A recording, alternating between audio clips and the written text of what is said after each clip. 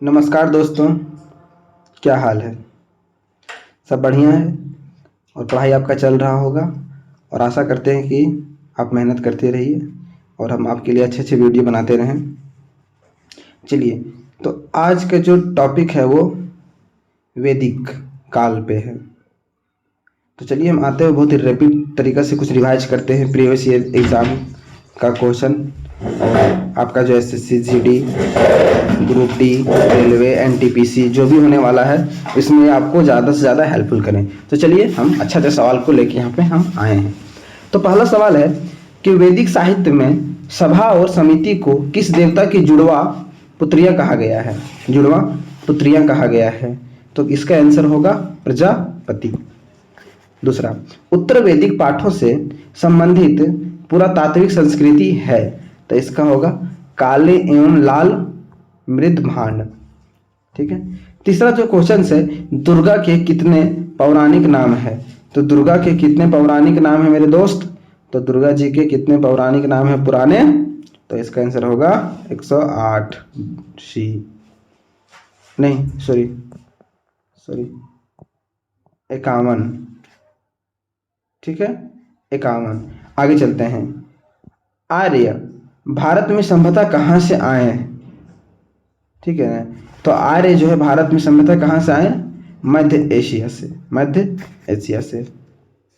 प्राचीनतम वेद है, सबसे पुराना जो वेद है आरआरबी रांची टीसीसीसी 2006 में पूछा गया है। प्राचीनतम वेद कौन सा है। ऋग्वेद। ऋग्वेद के मुंडक उपनिषद से लिया गया है गायत्री मंत्र ओम भूर्भुवः स्वः, जो सूर्य भगवान को समर्पित है। ऋग्वेद में सर्वाधिक संख्या में सूक्त हैं। सर्वाधिक संख्या में सबसे ज्यादा कौन सा सूक्त है, तो वो इंद्र के विषय में है। इंद्र के विषय में। इनमें से किस फसल का ज्ञान वैदिक काल के लोगों को नहीं था। जो वैदिक काल के लोग था उनको ये ज्ञान नहीं था। तो यही ऑप्शन देख के लग रहा है नशेड़ी गंजेड़ी तंबाकू नहीं सेवन करते होंगे, है ना। आज के लोग बहुत ज्यादा करते हैं जो टॉक्सिक मटेरियल है। आरंभिक वैदिक साहित्य में सर्वाधिक वर्णित नदी। वैदिक काल में सबसे ज्यादा जो नदी को वैल्यू मिलता था वो कौन सा नदी था। सिंधु नदी। ठीक है। 8। 9 नंबर, प्रसिद्ध गायत्री मंत्र किस धर्म ग्रंथ में है। तो कौन सा ग्रंथ में है। ऋग्वेद में। चलिए, हिरण्यकश्यप का संबंध किस पर्व से है। हिरण्यकश्यप होलिका दहन है ना, उसकी बहन होलिका रहती है। ठीक है ना। निम्नलिखित ब्राह्मण ग्रंथों में कौन सा एक ऋग्वेद से संबंधित है। ऋग्वेद से संबंधित कौन सा ग्रंथ है। ऐत्रेय ब्राह्मण। ऐत्रेय ब्राह्मण। निम्नलिखित 4 वेदों में से किस एक में जादुई माना गया है और वशीकरण। देखिए, जादू टोना का जो लिखा गया है मंत्र मतलब बारे में वो कौन सा है, वो है अथर्ववेद। अथर्ववेद। सामवेद संगीत से है। सामवेद संगीत से है। संगीत। ठीक है, चलिए आगे। न्याय दर्शन के प्रतिपादक हैं। न्याय जस्टिस के प्रतिपादक हैं कौन। गौतम। सांख्य दर्शन के प्रवर्तक कौन थे। सांख्य दर्शन के प्रवर्तक कौन थे। कपिल। दशराज्य युद्ध का विजेता सुदास किन जन से संबंध था। तो इनका संबंध किससे था। भरत से। सामवेद ग्रंथ है। सामवेद ग्रंथ है मंत्रों का। मंत्रों का।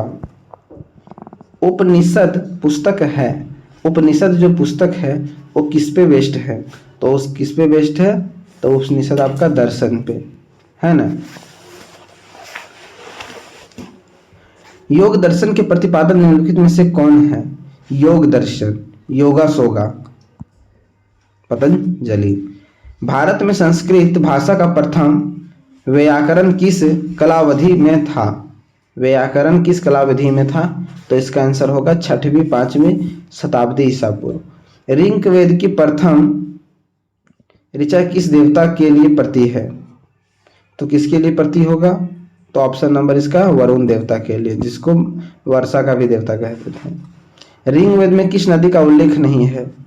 ऋग्वेद में किस नदी का उल्लेख नहीं है। कावेरी नदी का उल्लेख नहीं है। हिंदू समाज में श्राद्ध प्रथा की श्राद्ध ने श्राद्ध प्रथा, श्राद्ध प्रथा की शुरुआत किसने की थी हिंदू समाज में?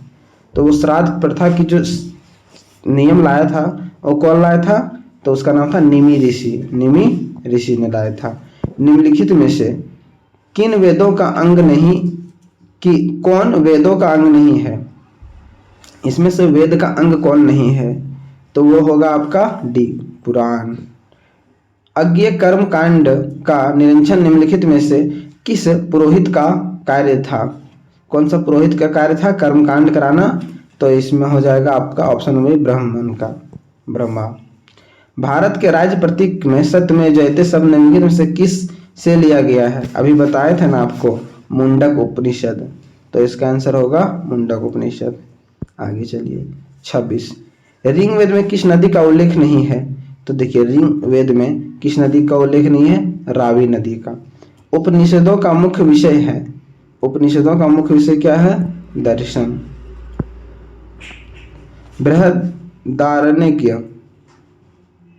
बृहदारण्यक उपनिषद में जनक की सभा में याज्ञवल्क्य के दार्शनिक संवाद करते हुए निम्नलिखित में किसका वर्णन हुआ है?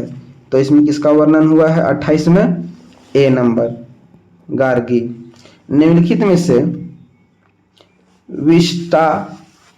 विशिष्टाद्वैत दर्शन शास्त्र का प्रतिपादक किसने किया था? तो किसने किया था? 29 का सी, रामानुजाचार्य ने, रामानुजाचार्य है ना, आचार्य ने। शब्द निषक का अर्थ वैदिक काल में आभूषण था, जिसका अर्थ बाद में क्या कर दिया गया? तो इसका आंसर मीनिंग बाद में क्या कर दिया गया? तो इसका मीनिंग बाद में कर दिया गया मुद्रा। तो बोला जाएगा अगर कि जो शब्द निषक का अर्थ है वैदिक काल में आभूषण, उसको बाद में क्या बदल के कर दिया गया? मुद्रा। शिक्षा पर सबसे प्राचीन रचना है, शिक्षा एजुकेशन पे सबसे प्राचीन रचना कौन सी है? प्रतिशाख्य सूत्र। ऋग्वैदिक समाज था, ऋग्वैदिक समाज कैसा समाज था? पितृसत्तात्मक समाज था। पिता का संपत्ति पिता बेटा को जाएगा, बेटा का संपत्ति आने वाला बेटा। ऋग्वैदिक काल में विनिमय के लिए किसका प्रयोग मुद्रा के रूप में होता था? कि हमें कुछ लेना देना है तो किसका होता था? बी, गाय का। आर्यों द्वारा खोजी गई धातु थी, जो मध्य एशिया से आए थे, तो उसके द्वारा खोजी गई धातु क्या थी? लोहा। भारतीय ज्यामिति की सर्वाधिक प्राचीन पुस्तक है, सबसे पुराना जो ज्योमेट्री का पुस्तक है वो कौन सा है? शूल सूत्र।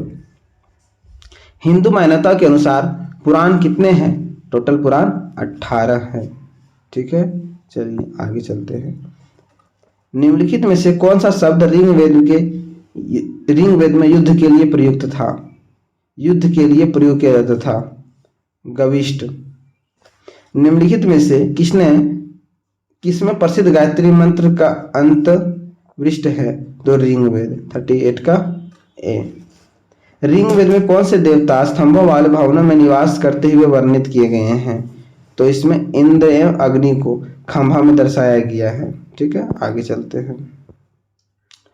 निम्नलिखित में से कौन सा वेद गद्य और पद दोनों में लिखा गया है? देखिए गद्य और पद दोनों में लिखा गया है, बहुत ही जबरदस्त, अजुर्वेद। निम्नलिखित वैदिक देवताओं में कौन सा अवेस्ता के देवता अहुर मजदा से सादृश्य रखता है? तो इसका आंसर बी, वरुण देवता। कबीले के संदर्भ में जन शब्द ऋग्वेद में कितनी बार आया है? तो कितनी बार आया है? 275 बार। राजस्व से संबंधित अनुष्ठानों का वर्णन है राजस्व अथर्ववेद से। महाभाष्य का विषय है, महाभाष्य का क्या विषय है? तो इसका आंसर होगा ए, व्याकरण। भागवत गीता किस पुराण का अंश है? देखिए भागवत गीता है ना, भगवान श्री कृष्ण के बारे में लिखा हुआ है, तो वो किसका अंश है? महाभारत का ही अंश है भागवत गीता, ठीक है ना। महाभारत में ही कृष्ण भगवान ने गीता का उपदेश दिया था। चलिए इसी के साथ इस वीडियो का करते अंत, और अपना ख्याल रखिए। जय हिंद जय भारत। नया टॉपिक के साथ मिलेंगे नेक्स्ट वीडियो में।